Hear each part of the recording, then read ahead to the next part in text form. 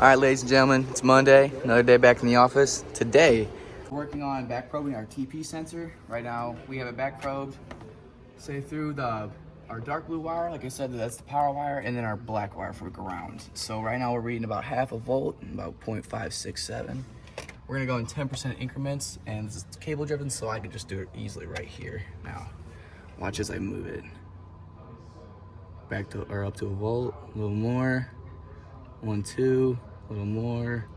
1, 4. 1, 7.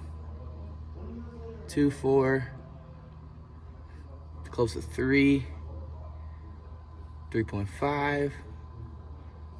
4. And then here we're gonna go wide throttle. Wide open. Just about 4.5. Awesome. Working on this throttle position sensor. We're currently testing the continuity between it. So put some connectors in there, pulled the plug out. It was a son of a gun to get these connectors in there. So we're reading currently right now just over 1,000 ohms, and we're gonna do another sweep test to see how the continuity or how the resistance is affected by the throttle. So we're gonna do 10% right here, about 1,600, another 10, 1,900.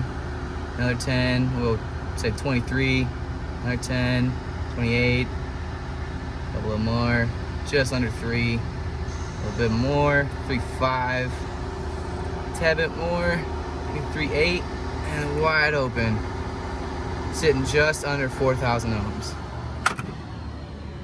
All right, so we're back here. Currently we're going over the electrical diagrams for our throttle position sensor. If we zoom in right here, we can see this black or this dark blue wire. You can see that right there. Dark blue wire is our signal wire. We follow it all the way back. It says right here in the PCM TP signal. You see that right there? Awesome. We're gonna come back. We have this gray wire right here, which will be our 5-volt power wire. We're gonna follow it all the way back. 5-volt plus. And we see again our sensor signal wire. There's our ground. Or, ooh, I misread that. That's the wrong one. Sorry about that. Come back, our black wire. That's what I'm looking for. We're gonna go all the way back, and that will be our load reference, which is ground on the GM models. All right, last part of the throttle position sensor lab. We currently have the picoscope set up on the throttle position sensor, as you can see right here. Right now we're reading 0.5 volts, which is perfect, just over. And we're gonna be doing the same thing, just 10% increments. So let's get to it. So if you can look, 10%, bump it up a little bit, a little more.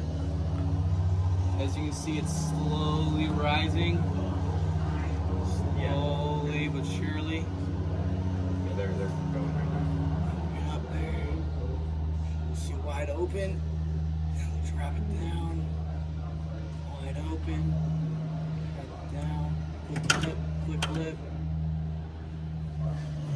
Based off those readings, we can determine that my throttle position sensor is not faulty. So I just measured for the resistance reading on a cold engine at the ECT sensor, getting about 3.36, and you see the sensor's unplugged, so it's reading negative 40 degrees. All right, so we got our ECT all hooked up right here. We're hooked up to the voltmeter. We're just gonna be measuring some voltages and seeing when the once the temperature reaches about 120, 130 degrees Fahrenheit, it should open the dual range ECT, and then you will see it on the voltmeter. As you can see on the scan tool, the coolant temperature is rising, and as the temperature is rising, the voltage is dropping because they have a negative coefficient threshold. You're about $2,000.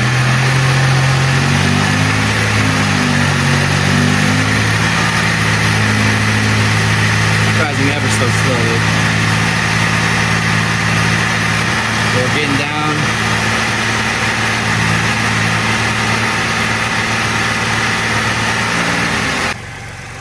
All right, so as you can see, we're getting to about 111 degrees Fahrenheit with our coolant temp. Right now we're reading about 1.1 volts. And here soon we should see a jump in voltage.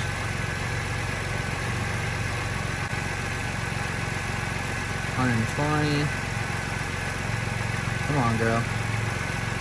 22. There we go. There she goes. Reset. So at 120 degrees, it's when the second stage of the dual stage ECT kicks in, and it jumps up to about 3.6 volts.